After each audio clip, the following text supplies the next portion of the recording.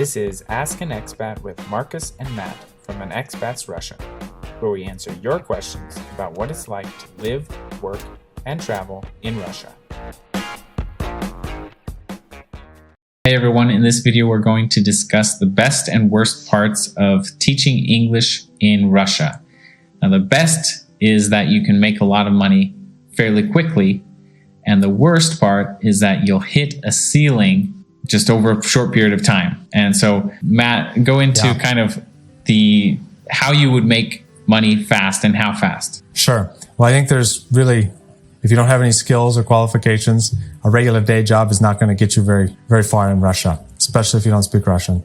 The easiest way is to teach English. There's lots of ways. We've got a number of videos. We'll put the links below that you can watch about teaching English in Russia. But essentially, you want to have a private student base where you're teaching private lessons and you're going between them. Or ideally, you can get them all to come to one location, which is probably the only way you could maximize your earnings. Problem comes when you get to the end of your hours in a day. There are only so many hours you can bill out to students that, you know, if you're charging 3,000 rubles an hour, for example, which is very realistic, you know, you can only get to a certain salary level, and then you only have 8 or 10 hours a day. How do you make more money than that? So I don't know about you, Marcus, but I found that a lot of my friends who were teaching English and making great money, they were always put off after a couple of years of the fact that, you know, I'm making so much money, but I feel like I should be capable of making even more. And usually those people who are good at making money are typically good at finding students.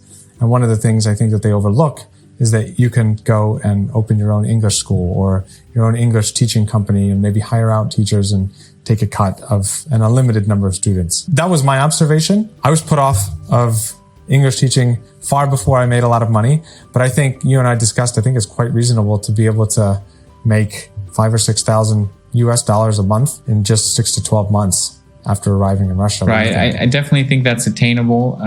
It's not the majority, and I think because they go about it the wrong way. But in general, when you're going to teach, let's say you've never taught English before, and this was kind of a surprise to a lot of teachers that work in Moscow especially. You've never even set foot in a classroom. You haven't taught English. Maybe you did your TEFL or your TESOL certificate to prepare for teaching in Russia. The kind of pathway to, you know, maximizing earnings, as you said, would be you get an English teaching position with a language school or some kind of school for 6 to 12 months. You commit to that.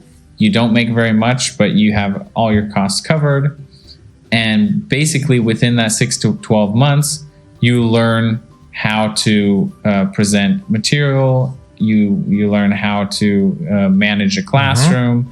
You learn how to, you know, basically what the material is that you at different age groups, and you use that as an opportunity, as a springboard to jump into, you know, taking on private clients or maybe even getting a better position in the same company or at a different company the next year. What you can make, for example, in that, you know, entry level position, I don't know, 60 to 80,000 rubles a month maybe. But then, I say a year later, with everything that you have learned, you could probably be making 200 to 300,000 rubles doing mostly private lessons. So that jump is quite significant in the time that you invest in teaching English. So I think there's not many entry-level positions that will allow you to jump from, you know, that low salary to the higher salary in such a short time. But again, you do have to be quite active and know how to manage your time and students. Well, I think even more important than that, Marcus, I think is being able to be a sort of marketing type of person. You know, you need to understand sales and how to find clients. Just being a personable person, I think is more important. Anything else, right? Because being personable lends itself to sales. It lends itself to being a great English teacher, being engaging.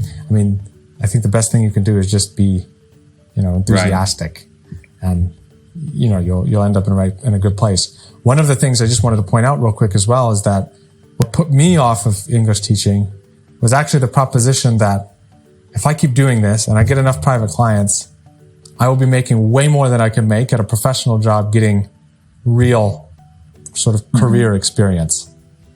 And I think once you get into the English teaching bubble in Russia, even if you came with sort of professional aspirations, you can quickly find yourself in a jam where if you don't have any professional experience, I was 23 when I first went to Russia, so my only option was more of an entry-level job. And so I knew that if I pursued English teaching, I would lock myself into English teaching because, well, who would want to take a 50% Yeah, pay you cut? take a pay cut if you switch. Exactly. Right. But the upside of learning skills in Russia was that the upside in a career position is way higher than an English teacher. And you have to weigh those options. Like for somebody, teaching English is a much better short and long-term option than it is for somebody else. Right. I totally agree with that, in that once you do hit that, let's say you spend 6 months to 12 months in Russia just learning how to teach. Then you start picking up private students. You start, typically what teachers would do is they would get private students from their private students. So just word of mouth or through agencies. You just, send your resume to all these agencies.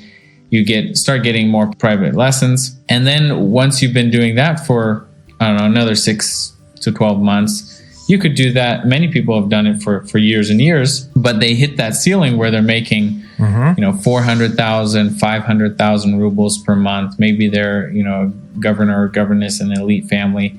They're working all the time. If you're doing, You're hustling. Yeah. And basically how much you make is directly related to the hours you put in, right? And they're good.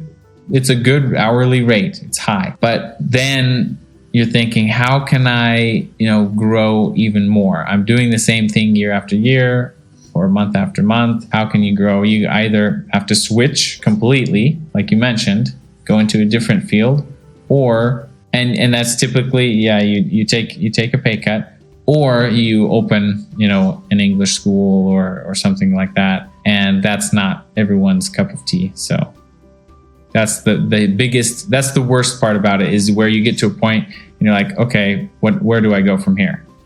Right. And lots of people struggle with that. I've seen lots of people leave Russia because they were just, their patience ran thin with teaching English, and they had no other options. If you teach English for 5, 6, 7 years in Russia and you have no professional experience, even if you had it before, it's probably not relevant now. You really can get yourself so just be aware of that. That was our experience. I think it's quite relevant for anybody who's considering going to Russia to teach English. So those are the best and worst things about teaching English in Russia.